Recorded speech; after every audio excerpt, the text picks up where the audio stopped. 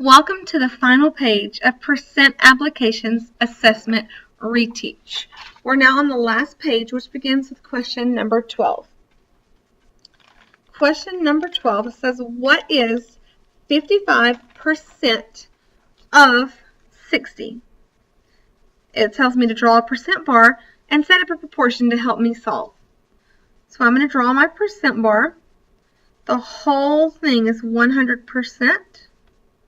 And I'm looking for 55, which I know is going to be just over half. I also know that I have the number 60, and it says of. When I see of, I'm thinking total. So I know that 60 is my total. I don't know what x is, so I'm going to put an x there. That's my unknown. Now I just use cross products. 55 times 60 equals 100x. I'm going to multiply 55 times 60, and I get 3,300. Now, I need to get x by itself, and 100 is being multiplied with x, so the opposite is to divide by 100. Those 100s cancel out. Over here, I have 0, 0, cancel out. Now I have 33 over 1, which just equals 33%, which is answer choice B. Another thing that would help me is to remember estimation. I know that 55 is a little bit more than half.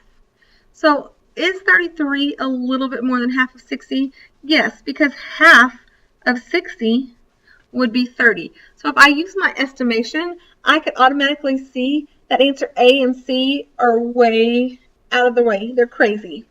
And then answer choice D obviously is wrong because this is exactly half, but I'm actually going a little bit over half. So again, try to use your estimation rules and tips to help you get the best answer.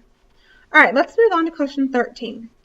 What percent, so this I'm looking for percent, is 12 of 60? So I'm going to set up my proportion. And actually, this problem up here should not have percents in the answer. These are just whole numbers. So this was just the whole number 33. All right, let's move on to number 13. What percent is 12 of 60? There's that of word. I know of is the total, so 60 is the total. I know 100 is the total because it's the percent. Now my question says what percent, so I don't know what percent, somewhere down here, is 12. So I know that 12 is going to be over here. I'm solving for this little number over here, which he's probably way too big. I should have made it smaller. All right, now I'm going to do cross products. So I multiply across. So here I have 60 times x equals 12 times 100. Well, I know that the multiplication rules for hundreds means I just add those zeros to the end. 1200 equals 60x. Now right now 60 is being multiplied by x, and I need to get the x by itself. So the opposite of multiply is to divide. Those guys cancel out. Over here I can mark off 1 0. So now I'm just dividing 6 into 120. 120 was on top, so it's going inside. 6 is on bottom, so it's going outside. 6 goes into 12 2 times. Subtract. Bring down. A lot of people get confused and forget because they got a 0 here. You still have to finish your problem out, which is why it's important to write your number on top of the number that you're dividing. Does 6 go into 0? No. So my answer is D, 20%. All right, question number 14. The Verizon phone store bought the iPhone cover from Apple for $22. They decided to make the selling price $33 so they could make a profit. They raised the price. Find the percent of markup to the nearest tenth. So I remember my formula for percent of increase or percent markup is just do difference over original. So I need to look at my numbers. The difference between 22 and 33 is 11. So my difference is 11. Now my original, what did I buy it for? Well, 22, because 33 was the markup. So now I come down here, and I know that I can simplify both of these numbers by 11. And then I get 1/2. Well, I know that 1/2 is the same as 50%, which is A. If I didn't know that 1/2 was 50, I could have done my division. 1 goes in, 2 goes out, 2 goes into 1, 0, decimal, 0. 2 goes into 10, 5. Now you might be thinking, but this gives you 0.5 and this is 50%. This is a decimal. I have to make it a percent, so I multiply by 100. Or I move my decimal 2 to the right to get 50%. All right, last question.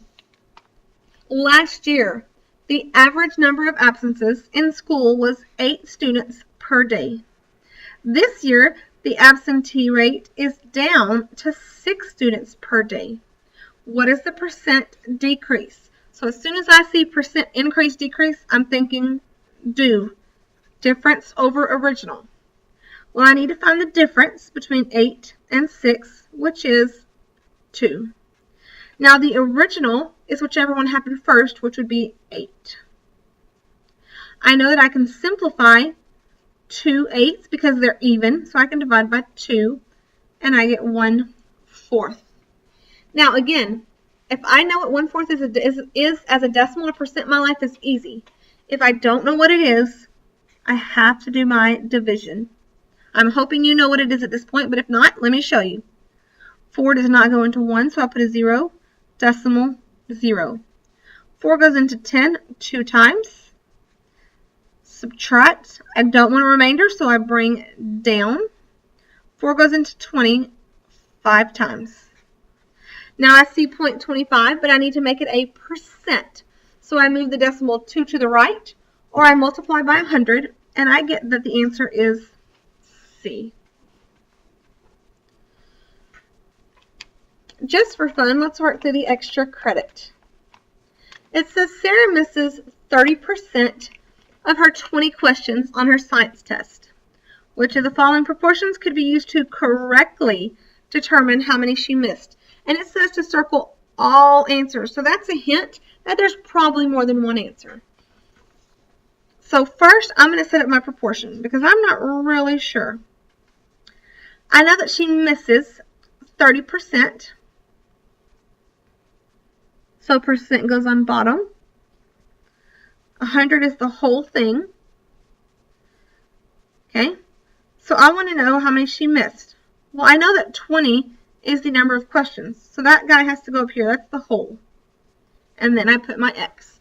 So I'm looking for the things that are across from each other. So 30 and 20 must be across.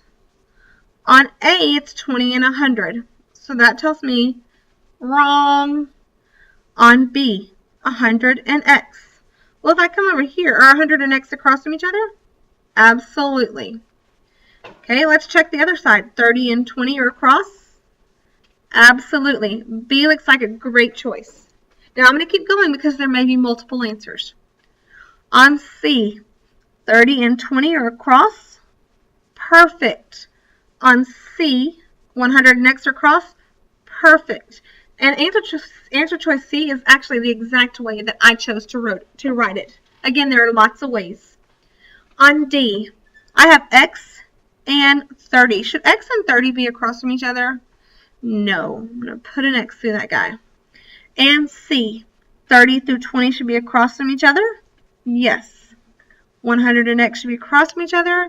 Yes. So the answers were B, C, and E. So answer choices B, C, and E are all acceptable answers. I hope that you learned, and I hope that you're going to do amazing on your retests. Let your teacher know if you have any other questions. Thanks.